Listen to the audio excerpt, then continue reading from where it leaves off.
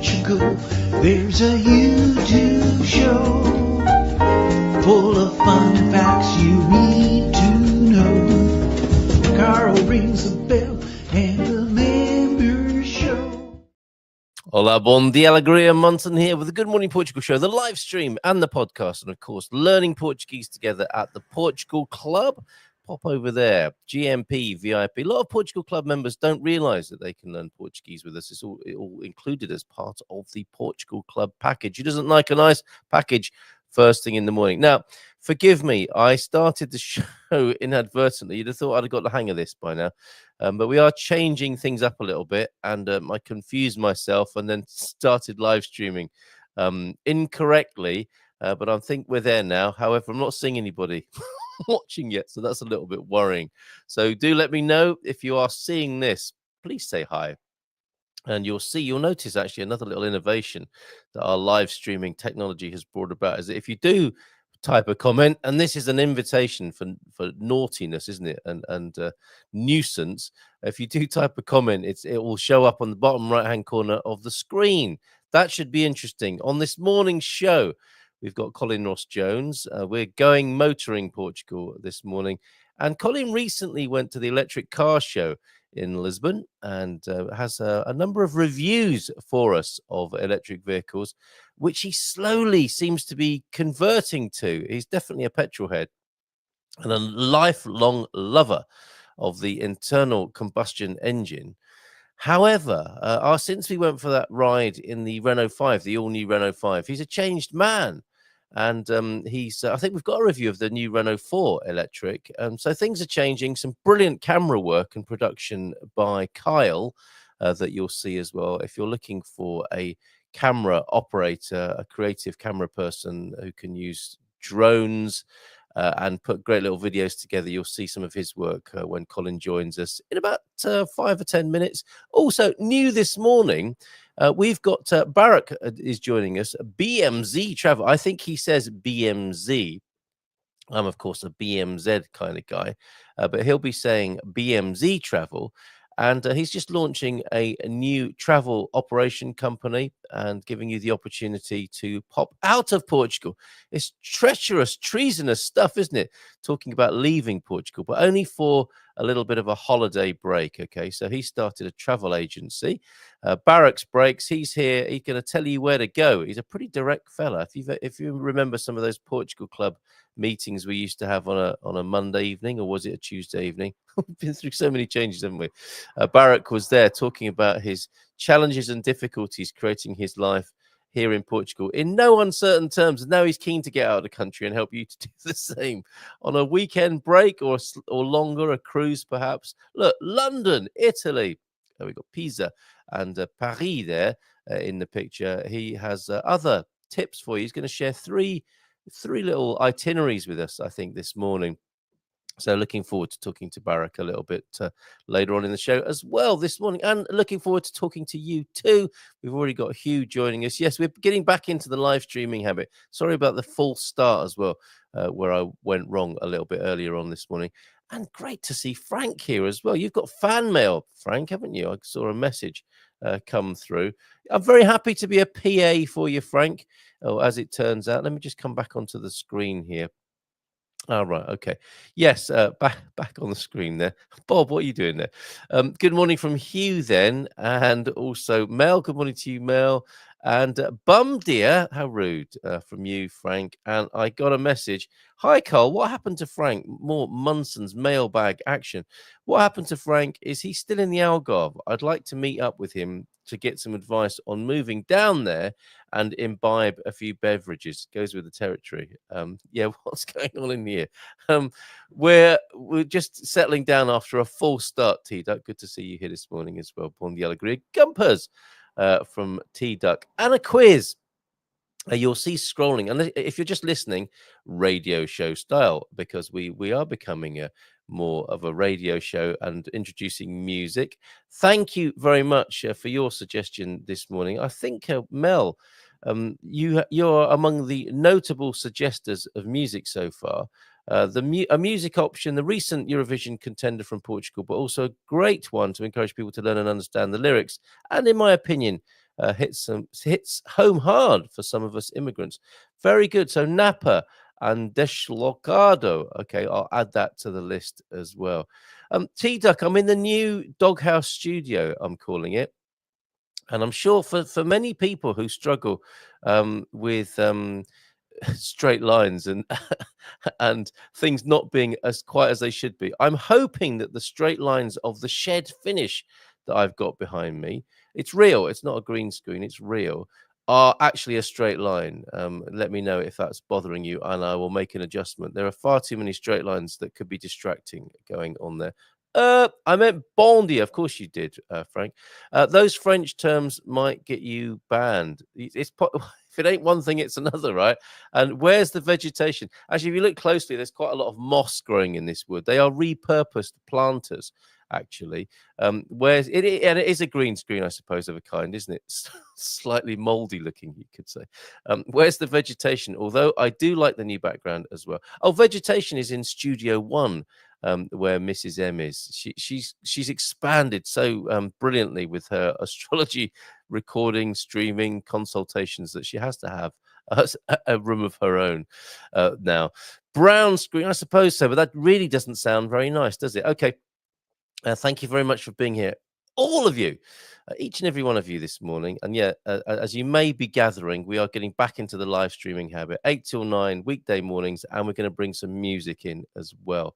Proper morning show, breakfast vibes. Colin's getting ready behind the scenes. So this quiz then, before we join him, do you know what a dînatoire? Dînatoire. I was walking the dogs last night with Mrs. M around the block, and there were some French kids playing football. She clearly understands French better than I do. They were swearing quite a lot, apparently. They were saying all sorts of rude things. I don't think they were saying dînatoire or pédinat. Now, anybody who knows a thing or two about fizz, champagne, and the production thereof might know what pédinat means. A dînatoire could be dinner for three, could it not? Like a ménage à trois, dînatoire. But no, it's not. Well, it could be dinner for three, but it's normally more people are involved in that, which gets us into even more trouble, possibly. A dinosaur B-day? No, good guess, but no, not a dinosaur B-day either. Do you mean the pednat or the dînatoire? I'm guessing you mean the dînatoire there. I'm going to leave that hanging, as it were. Bon dia from Sarah as well. Good morning to you, Team Yerman. And that's what we missed. A great morning show. Okay, fair enough. It's back. Consider it back now. Colin getting ready. And I think we should bring him on sooner rather than later. We've got some fabulous electric car reviews.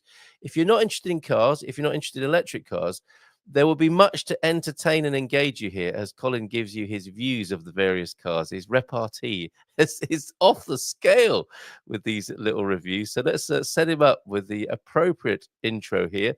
Go Motoring Portugal.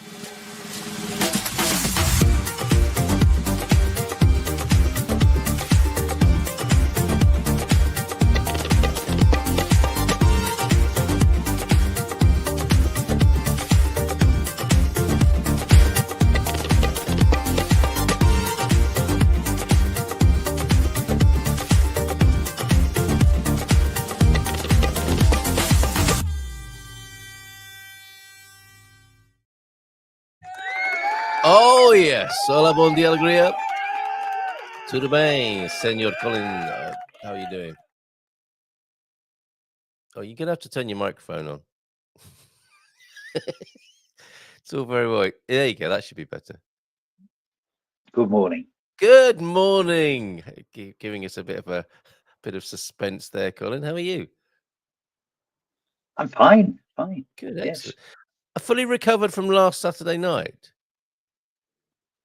Oh yes. It took me a I'm couple not sure my voice has, but no. So yeah, the singing was good, wasn't it? And we had some great singers. it was too good for me to be involved. It was too good for me to be involved. Your rendition of Sweet Caroline was very good as ever, and our group anthem, such as it is now, That's Amore, the Dean Martin tune, was also very good. I think you were involved in that as well, weren't you? Yeah, I don't know how you find these new singers each time, but he was very, very good, wasn't he? you're talking about Russell, aren't you? Yeah, Russell's extraordinary. It was his birthday as Russell, well. He was actually celebrating his yeah, birthday in true style, entertaining us. he And was. He yeah, was. yeah. So Thank a goodness he great wasn't evening. wearing his birthday. It was a good No. job he wasn't wearing his birthday suit. Well, as Gary says, Gary wore his birthday suit recently, and somebody said, "I don't know what that is you're wearing, but it needs an iron." So you'll be using that. You'll be writing that down for later use, won't you? Right. Yeah. People have missed us in the mornings in the live style. I've certainly missed the morning live streams. We moved about the same time, and my daily routine got all mixed up. Nice to be back on track. Okay, excellent. And what is the best value plug-in hybrid in Portugal? Oh, we'll come back to that. That's a great question. And is this live stream proof of what the sharpest tool in the shed is? Definitely. You're seeing two tools in front of you. What more could you ask for, Peter? I know you like two tools first thing in the morning. So I've heard. Such is the rumor around central Portugal. Right. We've got these fabulous films, and we better get on with it because we've got Barak talking to us about getting out of Portugal, only for a holiday. And I'm going to play these one at a time. We've talking of tools. We've got the Dong Feng, which is a terrible name for a motor vehicle. I would say, wouldn't you? A Dong Feng? What on earth? Right. And It also would play tunes. It would play "Happy Birthday" to you. Right. That's true? From outside the car. From outside the car, they could make it play "Happy Birthday." That's a bit of a silly gadget. Have we got 7 films here, including one called Inyesh? Was that meant to be in your collection? Something called I have Inyesh? no idea what it meant. No idea. So, That sounds interesting, doesn't it? it does, but I'm a bit worried as well. So we've got the BYD Sea Lion, which is also another really weird name for a car. The Dongfeng, the KGM Taurus Alpine, the Xpeng, and the Renault 4. Is that all you were expecting, or did you expect there to be 7? That's fine. No, you don't need any more. Those are. I mean, at the end of the day, they're all new to the Portuguese market for 2025, and let's start watching them. Let's start watching them. Okay. I think we should culminate with the Renault 4. So impressed were you with the Renault 5 that I think the Renault 4 I'll hold till the end. And we'll start with the BYD Sea Lion 7. Why would you call a car a Sea Lion, Colin? Well, they're calling them all the dolphin, the seal. Yeah. So it's all based on marine animals. Oh, okay, but no crab, presumably. Not yet. Okay. Not yet. Anyway, one of them does. One of them does crab. They have a car that will crab. What does that mean? As in, lifts, walks, goes sideways, moves like a crab. Yeah. Yep. Right. Okay. It gives it that, does it? Right. Okay. I'm gonna play the movie. It's fairly new to Portugal. It's imported by the Catano Group, which is Toyota as well. And this is their brand new Sea Lion 7. It's another SUV from China. It has the Blade battery in it. It's the latest specification of batteries. It's the latest specification of car. But I don't like the price. 59,000 for this size of motor car is a little bit over the top. Okay, it's new, it's nice, but 60,000 for a new electric car is a little bit over the top. I mean, it's luxury, but it's not ultra luxury, which I would expect in this price range. Nice finish, nice leather, but some people will buy that. So BYD stands for Build Your Dreams. They are very clever. They started as a battery manufacturer and now they're a very, very good car manufacturer. And in Britain alone, they have now sold more electric cars than anybody else. But the cost here is a little bit prohibitive, in my opinion. The next car there is called the Dolphin, and the Dolphin in China is the equivalent of $16,000. That car here today is 29,000, nearly 30,000 euros, just over the top. They've got to stop this taxes on electric cars here to make them more popular.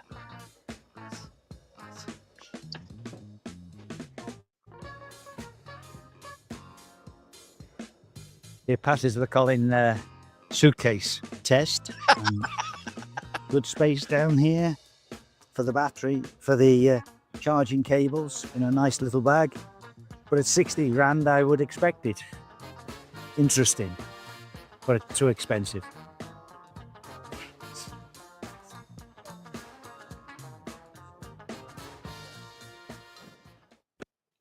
You had so much fun. Just remind us of where you were. You went to the capital, right? To the annual electric car show.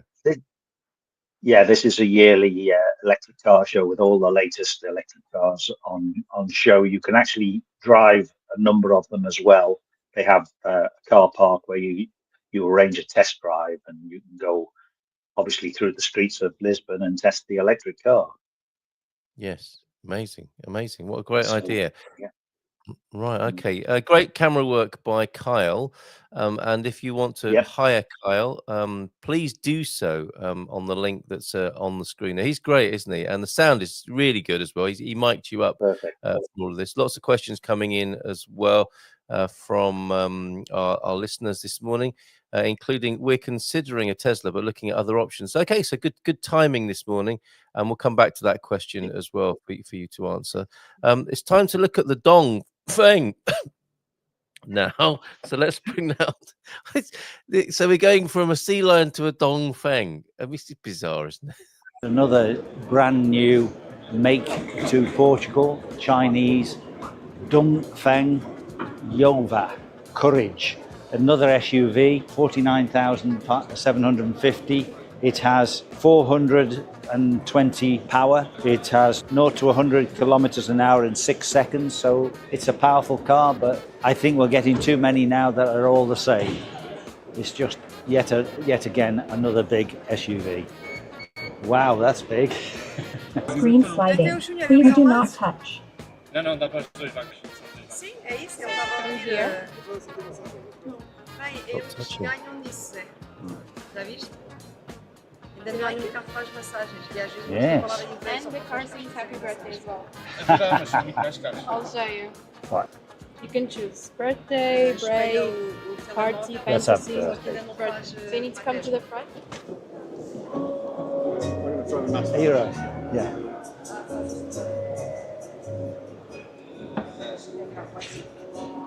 Light show for happy birthday. Just what we need. Oh, Colin, that was like walking into a Chinese shopping mall. The sound quality of Happy Birthday as well, wasn't it? It's like a really bizarre, cheesy organ music. I mean, maybe human evolution is complete now that your car can play Happy Birthday to you in a cheesy style. Yes, but I never thought I'd go on air saying that's a big one when it's referring to Dong. Dongfeng. I think we've milked the dong joke, so to speak, this morning, have we not? Right, moving on to the KGM. I don't know anything about this. It sounds better, though. It sounds more like a car than a sea creature or a something you find in a sex shop. So, and also, congratulations on your pronunciation, the Dongfeng. That was very good. I didn't realize you studied Cantonese or Mandarin as well as all the things you do. Oh, I'm fluent in a lot of things other than English, you know. Very good. Okay, the KGM Torres 3 here. GM, another new make to Portugal, and this is the Torres EVX. It's a large SUV around the size of the Kias, the Kia EV9 and EV5. One of the things that people are very worried about in electric cars is the batteries. And look here, 10 years or a 1,000,000 kilometer guarantee on the battery. Can't say better than that. It's got a nice finish. Look at the inside. Okay, it looks a bit like fake wood, but it's quite nice. It's different. And at 38,000, it's incredible value for such a big car. It's got the Colin Ross Jones big suitcase boot. Very nice. But again, all new. Never heard of it before. What is it with you and the big back end? Honestly, okay. Hun. Okay, you can help pronounce that as well later. Right, let's bring Hyundai. Right, okay. So KGM. I don't know. You seemed a little indifferent. You were glad of the variety and another new arrival into the scene, but not blown away exactly. No, but 38,000 is more like the price range to put somebody in a new electric car that's got the size they need because one of the problems with an SUV is people have gone away from estate cars, which were practical and you had plenty of space, into a high-rise SUV, and they end up with small boots, no space to put their luggage in when they go to the airport and things. So to me, it's a crazy fad. But everybody says they like sitting up. They like sitting up high. Okay, if you like sitting up high, fine. Yeah. Do you foresee the return of the estate vehicle then, or the shooting brake? Is that what Americans call them? Shooting brake. The shooting brake. Volvo stopped producing them and suddenly found that they've started producing them again. So that tells you, that the shooting brake or estate car is not dead yet. That's a big cat, isn't it? We have a guest. Help! We have a big pussy there. Stop it! Ouch! She's digging her claws into me. Oh, how am I going to explain these scratches on my back to Mrs. M? Get off, you silly animal! Right, okay, right. Let's go. I drove to Portugal when we first moved with one cat similar lying all the way around my neck. Willingly. When we got off the boat at Santander to drive down to immigrate into Portugal, I had Guinness, he was called, all the way around my neck the whole journey. Yeah. I have set off from the house here only to find a cat in the car. Little head pops up. He didn't mean to be in the car, so I had to come back and drop him off again. Right. That cat is marking it. Certainly is. You wouldn't believe it, but last night we had two cats walking with the dogs. And we went to the house, and Liz drove down to the house. And when I left, I only had one cat, so with me and the dogs. So Liz puts the other cat in the car and drives it round to where we were and drops it off so it can continue the rest of the walk. Amazing. Your cats are very comfortable creatures, aren't they? Very relaxed, happy cats. Yes, she's liking the new live streaming environment. This is Jenny, by the way, who just turned up one day at the house and claimed us. Okay, the Alpine, a familiar name within car circles. Is it anything to do with the Alpine we know and love from British car manufacturing? Nope, nothing at all. Okay. No, Alpine was a guy who started using Renaults and rallying them, and then modified them, and eventually they became the Renault Alpine. Oh, okay, all right. And there was a Sunbeam Alpine, wasn't there? A long time ago. There was a Sunbeam Alpine, yeah. Right, okay, but nothing to do with any of that. Who makes this? Is it Chinese again? No, it's Renault. Say again? It's a Renault. Oh, it is Renault. Okay, it's Renault. Okay. It's their performance brand, like Cupra is the performance brand of Seat. I've got you. Okay, and it's the sexily named Alpine A290. Okay, here we go. Alpine A290 GTS. GTS. Effectively, it's the new Renault 5 with Alpine, who are the Formula One people that are well known for that. It's their take on the Renault 5. So it's a more upmarket car with more power. It's 220 brake horse. It's got these crosses in the headlights, which I don't particularly like, but that's a reference back to the old 8110 rally car, because it had the taped headlights. The car has one slight problem. You have a very wide sill, which makes it slightly difficult to get inside. But inside it's really well finished, comfortable, very upmarket. But basically it's a Renault 5. So if we go to the Renault 5, you'll see this one was 50,000. The Renault 5, which we've done our video on, it's 34,000. Is it worth the extra 16,000? No. Just for crossed headlights and a little bit of an extra look to it? No, not for me.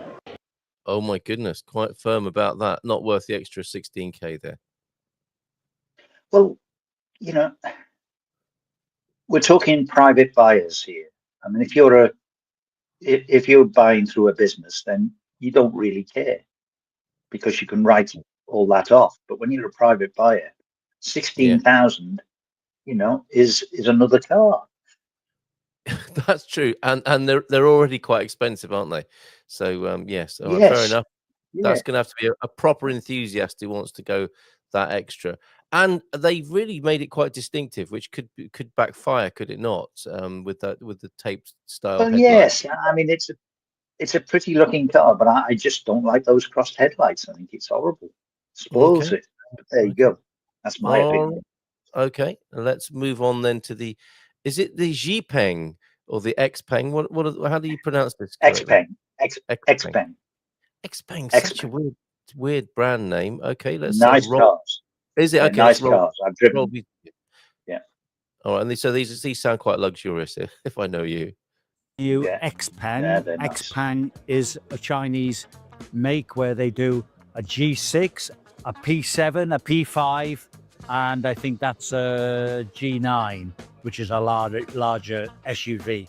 But this one is meant to be based on the same concept as the Tesla Model Y, but to me it's more attractive. It's got more gizmos, and at 46,000 it's good value. It's 440 minimum kilometers range with 440 brake horsepower, so it's powerful, it's quick, it's not that expensive, and it's good looking. Everything I'm not. If you look at the back here, it's got a bit of Porsche Macan about it. Very attractive, just a nice car.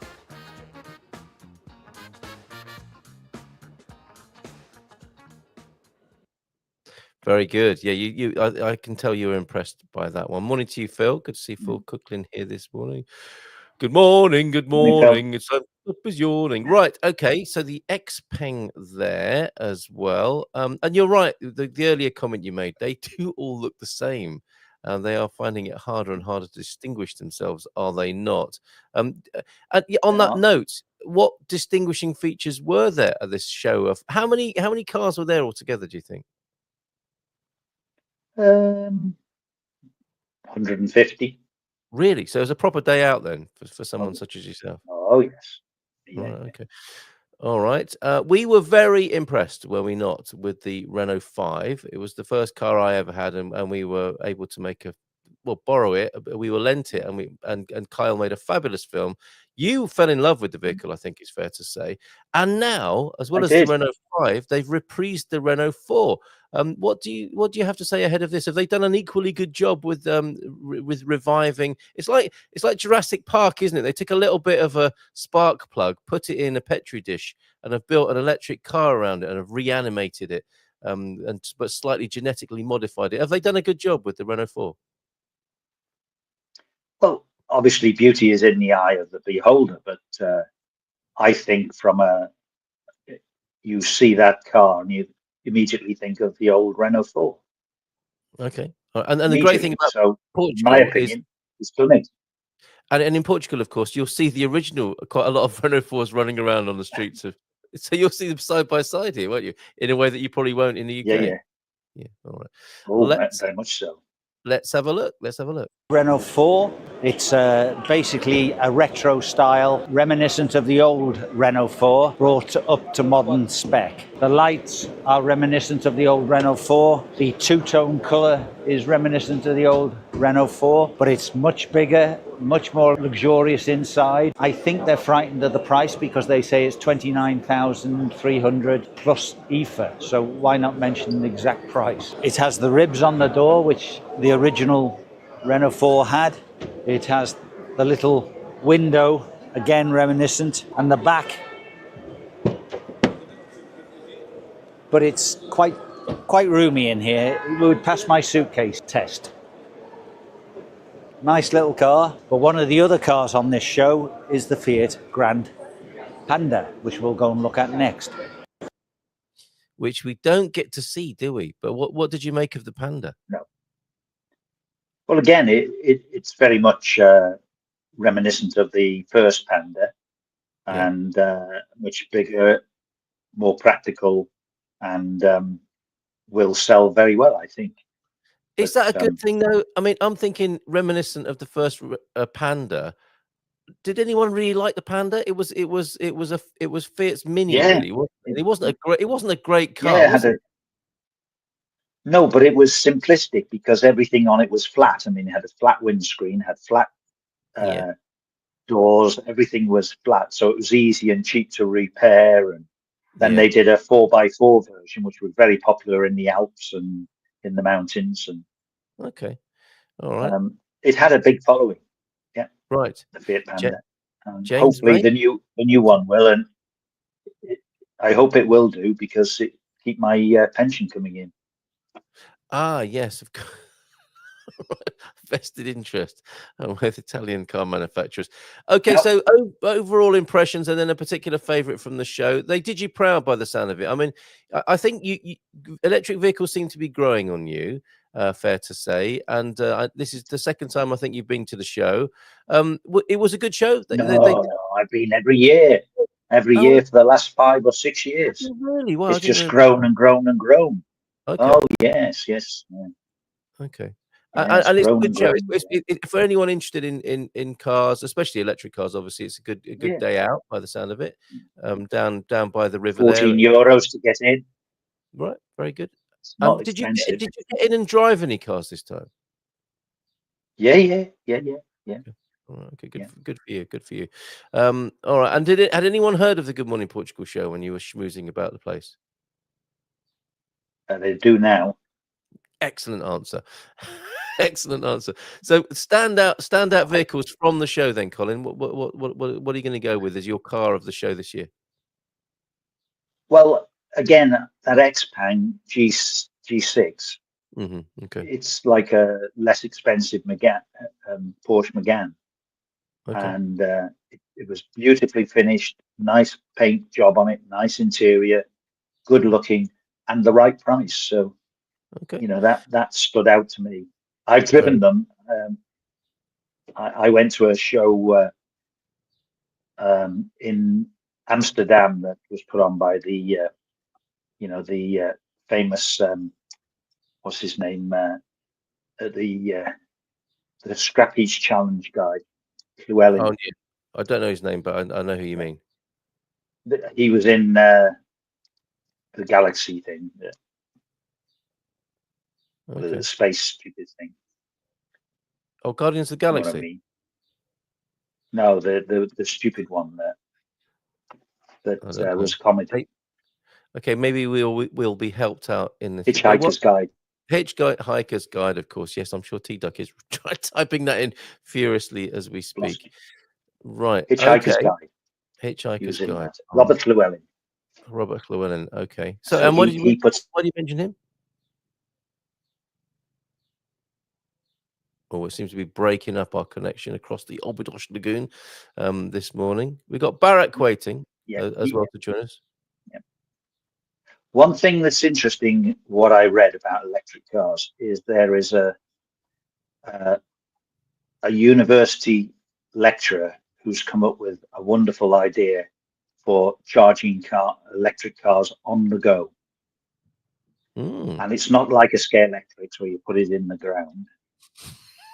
And it's just such a simple idea, which many would, the simple things are always the best. Aren't we just? And all it is a wind turbine. Oh, come on. We are having a problem with Colin's connection, but I'm left with a vision of when we were kids, Colin. When we came back from the seaside, we had a little plastic windmill which we put out the window. Is that what it's going to look like? That's all it is, and that charges the battery on the go. Okay, but great idea. In the radiator grill or built into the bodywork, presumably. Not a great whatever. And only needs a tiny one, and it'll charge the car on the go, and you'll never have to stop to charge it up because you've constantly got wind. The older you get, you constantly got it. Yes. Right, leaving you with the classic, sign off of you only need a little one, and you've got lots of wind. Thank you so much for your contribution this morning. And look, one quickie question before you go. What's the best value plug-in hybrid in Portugal? These are the important questions that you're great at answering. So yeah, your final comment, please, this morning. The Hyundai or the Kias tend to be the most popular. Okay. So people are voting with their wallets there. So I'm not a T-Duck lover of stay with Hyundai. hybrids. Right, okay. I'm not really a lover of hybrids because it's not the best of either technology. So Okay, interesting. But there you go, T-Duck. You could stay with Hyundai and choose one of their plug-in hybrids. Great coverage on the Chinese invasion this morning in Jackie's here. Bon dia, Gumpers. Right, stay tuned, Colin, because we'll say goodbye to you. But if you watch from the green room, we can talk more about suitcases because Barak and our new feature on the show, Barak's Breaks, will have you packing your suitcase to leave Portugal for a little while. Only to return, of course, to our beloved Portugal. But some Barak's Breaks coming up in the next segment. So thank you very much, Colin. Excellent work. And excellent work, Kyle, as well, on the camera. Cheers, mate. All the best. Ciao, ciao. And bye for now. Now, we haven't done him. All right, calm down, everyone. We haven't done him a jingle or a vingle yet, but we will do. Let's just give him a nice round of applause and bring him onto the screen. Barak, everybody. Good morning to you. Hola, bon dia in central Portugal. Good morning, Portugal. How are you? Lord Travanca, also known as Lord Travanca in central Portugal. There. How are you and how is Central this morning, Barak? Central is great this morning. Excellent. It's probably a nice 19 out. Nice little breeze. So very nice, very comfortable.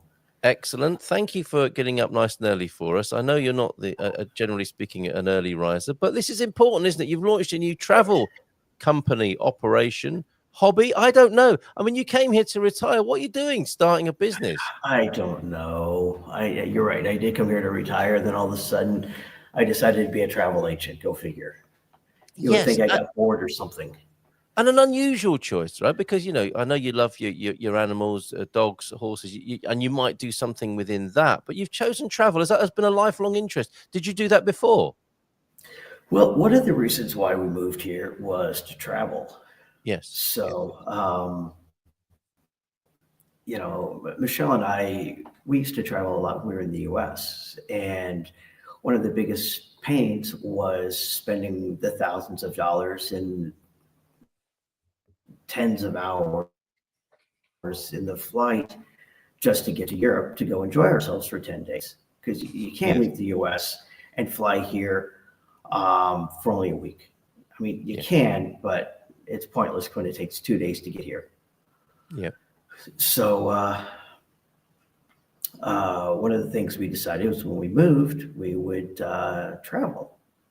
So it just became a natural kind of thing to do was extend our travel. And so now we've got several trips already planned. And so we're looking forward to it. And this was just kind of a natural jumping off point. Yeah, absolutely. And I think a lot of Americans who move to Europe, I think, the jumping off point there is Portugal. It's perfectly placed, of course. You can fly west back home to the US and the Americas. You can fly up to Northern Europe and to the UK. You can go deeper into Europe or down to Africa. Lisbon is perfectly placed. So it's a good place to be for a travel agency. And I believe you've got 3 suggestions for us. And you are available over at the Portugal Club to talk more about these specific itineraries and ideas. Sorry, go on.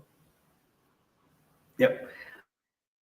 I think we're having a connection problem a little bit. Yes, it's slightly clunky this morning. But so DMC Travel is it's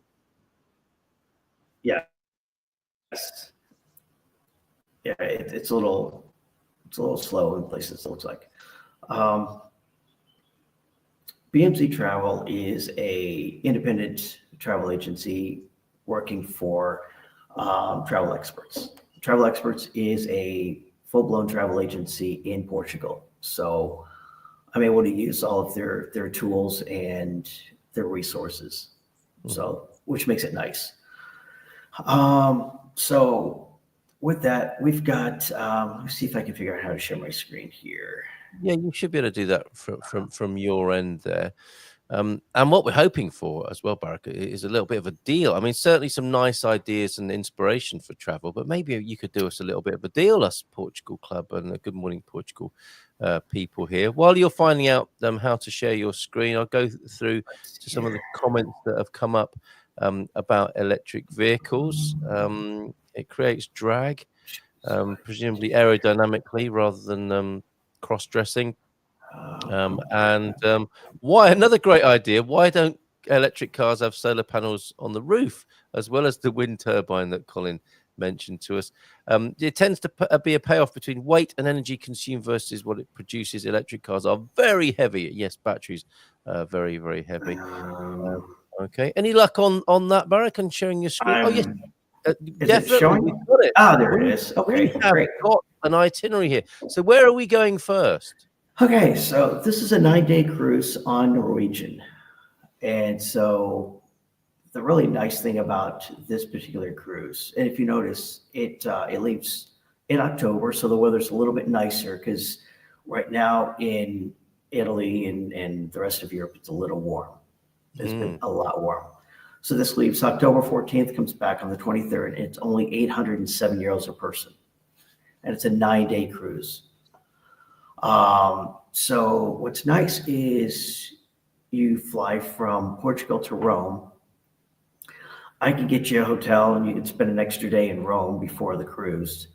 And then you spend first day sightseeing some of Rome. And then you travel through the Mediterranean. So you do Rome, you're doing Florence and Pisa. You move over to Cannes in France, Barcelona in Spain, Mallorca. You do a lot of Spain, so you'll bounce around in Spain, Mallorca, Alicante, Montreal. And then what's nice is after Seville, you land in Lisbon. Cool. How nice is that? So you only have one airfare. So you leave your car at the airport, you fly to Rome, you land in Lisbon, you take a cab to the airport, you go home. Very good. Easy, okay. Easy. So here's kind of the trip right here. Yes, that's amazing. I had no idea. I hadn't put two and two together to realize that you could cruise out of Rome on a cruise ship. But that's quite the journey, isn't it? Fly out, come back by a liner. And that does sound very competitively priced. Presumably that's all in. Are there any other costs anyone can know about? Yeah, that's everything. Right. Okay. Amazing. Well, it also includes the premium beverage package, excursion discounts, Wi-Fi package, and it gives you up to a 300 euro airfare credit. Oh, okay. So flying from Lisbon to Rome is one way is going to be less than 300 euros a person anyhow. You can probably do it for 150. Yep. Okay. So it's I mean, this is a steal right here. So I mean, you can visit all the sites in Rome and in France. You can go to the family church in Spain, go to Pisa, Cannes. 807 euros. Now, this is obviously with anything that you do with traveling. Prices are based on availability and time of year you travel and which cabin you get and things like that. Yes. So very good. But yes, it can be done. It can be done. Loving it. Okay. It does sound, this is a busy holiday, isn't it? This isn't exactly relaxing. You're doing a lot, aren't you? And this is for the sort of person who wants to see all of those places and have a busy time touring. And that is a 9-day cruise then with Norwegian. Excellent stuff. What else do you have for us? I've got, if you want, instead, you can go to Amsterdam. Mentioned before. So this is I believe it's a 4-day. Yeah, it's a 4-day trip to Amsterdam. Mm-hmm. And again, it's also busy. So it's an all-inclusive. So it's 1,300 euros a person, but includes your meals, your stay at a 4-star hotel, and all of your sightseeing excursions. Very good. So this is not a cruise, obviously, but this is just 4 days in Amsterdam, and takes it all the sights and things to see. Includes your meals. It's with a private bus or minibus to guide you around. You get there by TAP Air from Lisbon. And again, from here to Amsterdam is a short flight. Very good. These are really pretty good trips. They again, they're very reasonable. 1,300 a person for the 4 nights, or 4 days, 3 nights. You've got 6 meals and your hotel and your tours for that price. Yeah. Very good. Okay, and this obviously is one of those top destinations, isn't it? That, for example, those coming from America who want to travel in Europe, Amsterdam is going to be on that list, isn't it? Absolutely. Yeah. It's one of the top 10. Have you been there yourself yet? Amsterdam, we've not been. Okay, so you may well be doing this on yourself. We may do it ourselves. Yeah, we may try and fit it in sometime between our trip to Sweden in December and our trip to Germany in February. And okay. All right, so you're taking advantage of your own service by the sound of it. All right. Wonderful cruise then, starting in Italy, coming back to Lisbon. And this one, a 4-day, is that 5 nights or 3 nights, 4 days, 3 nights? Best of Amsterdam. 4 days, 3 nights. Yep. The Nederlanders there. So if you've always wanted to go to Amsterdam, this is a way of doing that with Barak's new travel company. Yep. And your third selection, also to mention to everybody that there is a blog that you've started at the Portugal Club, and where you're listing the 34 best places in Europe to visit, and you can help with visiting all of those destinations as well. So thank you for sharing that with us. So back to Rome then. We're going again. This has got to be on the list, isn't it, for anybody who's coming to Europe to live? And Rome it's going to be in their top 5, isn't it? I would have thought. Yes, yeah. Rome is always hot. Everybody wants to go to Italy. Yes, yeah, absolutely. And what's special about this tour, Barak, of Rome? And it's $12.79 a person, and again, it's 6 meals, and you visit all the hot spots. So you're going to visit the Sistine Chapel, the Colosseum. You're going to get it by the Vatican. There's Circus Maximus. All the things, all the big highlights that everybody wants to go to Rome and see. And again, this is if you will, a quick stop, if you will, through Rome, because there's so much in Rome and it's so big. You can't see and go into everything in 4 days. It takes you half a day to stand in line just to get into the Vatican. Yeah. So this is one of those that gives you just a little tidbit of each stop, so that if you want to come back later and spend more time, then you know what you want to go see and where you want to go, what you want to do. But this gives you a quick little tidbit of the highlights. Right. Yeah. Right. For next time. Well, Mel loved Rome. Rome was incredible. Loved it. I think there are St. Peter's Basilica. Now, am I right in thinking that a lot of the hassle and stress is taken care of because you're on a tour? You're going to get taken there, and things are going to happen on your behalf rather than you having to organize loads of things and stand in those dreadful queues that you talked about. Right. And if there's something specific that somebody wants to go see, again, I can probably get tickets for that in advance. One of the horrible things to do is go to France and you see the Eiffel Tower and you walk up and you see the queue line is 3 hours long. It takes half your day standing in queue to go up to the Eiffel Tower. That's crazy. Let me know. I'll get tickets in advance. So then all you do is you just walk up, hand them the ticket, wait in a very short queue, and you go up. Very good. Excellent. All right. So we got friends in high places. Yeah. Particularly the Eiffel Tower. That's one of the things that a lot of people don't think about at time is getting your ticket in advance. Yeah. Well, you don't want that, or do you? When you're supposed to be away having a relaxing. Frozen, you are both. I think we're having a little bit of a problem with the connection. Whilst that's re-establishing itself, talking of holidaying, thank you very much to Antonio F. That's the travel blog that you started there, featuring the 34 best places to visit in Europe.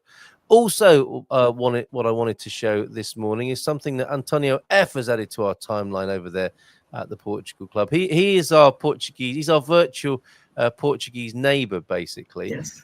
He doesn't pop round with a bag of oranges and potatoes, but he's got great content and suggestions for us over to the Portugal Club on the timeline, including. But I also have.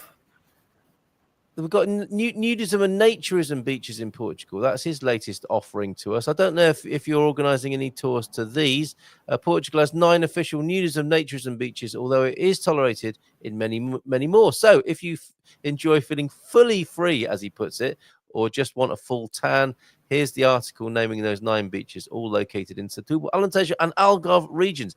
And it says it has pictures of the 9 beaches, presumably of the beaches, and that looks like our friends up there in central Portugal have just popped to the nudism and naturist beach there. Okay, back to Barak now, who probably doesn't do tours to naturist beaches. How to get in touch with you, Barak? How people appetites may have been whetted this morning to tour, to book something with you. What's the best way for people to get in touch? Obviously, the Portugal Club is one way of doing that, but there's probably a website or a direct connection to you in some way. Yeah, through Portugal Club or my WhatsApp number. Okay. My WhatsApp 9666-95499. Right, I'm just. You can reach me on Facebook at BMZ Travel. Yep. So either one of those 3 ways, I'm more than happy to help you out. And great. If you want to create your own, if you tell me, I want to go to Dubrovnik for 4 days, but I don't know what to do, how to get there, what to see, where to stay, not a problem. Mm-hmm. We can work out. We talk about it. We can obviously find hotels that are in your budget, schedule tours for you, have arranged for a car to pick you up at the airport, whatever you need. Whatever you need, I can get all of it done. If you want to do, a big trip, you want to do an excursion out to Africa, and you want to go see the Great Migration, you want to go to Tanzania and go through the Ngorongoro Crater, or Masai Mara, or Serengeti. Absolutely, I've been there, I've done that, so I can help with that and get that all planned for you. Or if you want something quiet and simple, and say you just want to fly into Bordeaux, France, and just sit back and eat bread, cheese, wine for 3 days, we can take care of that too. That sounds great, actually. Please tell me I've got your number correctly on the screen there, if you will, before you go.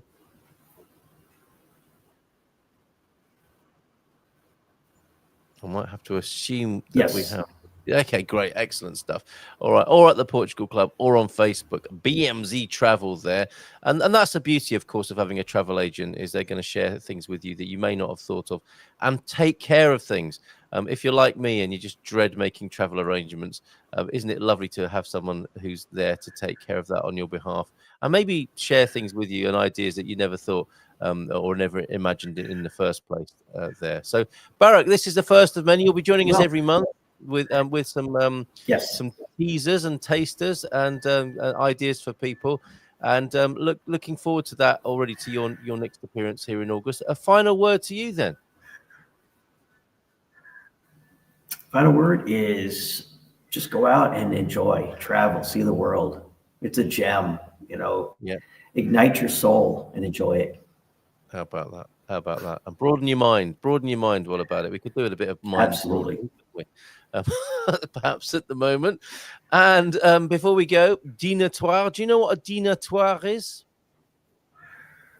I don't.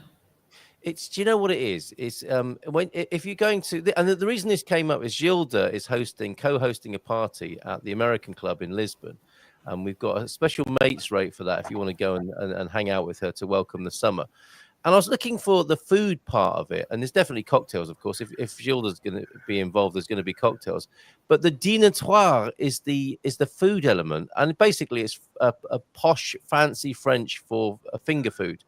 Food you can eat while you're standing up, basically, having a garden party. So not a sit-down dinner, but lots of lovely canapes and buffet items and finger food. That is what dînatoire means. And pednat, the other French term that we were asking about this morning, that's to do with a production method for making fizzy wine. And I discovered this because our French, sorry, not our French, our Portuguese.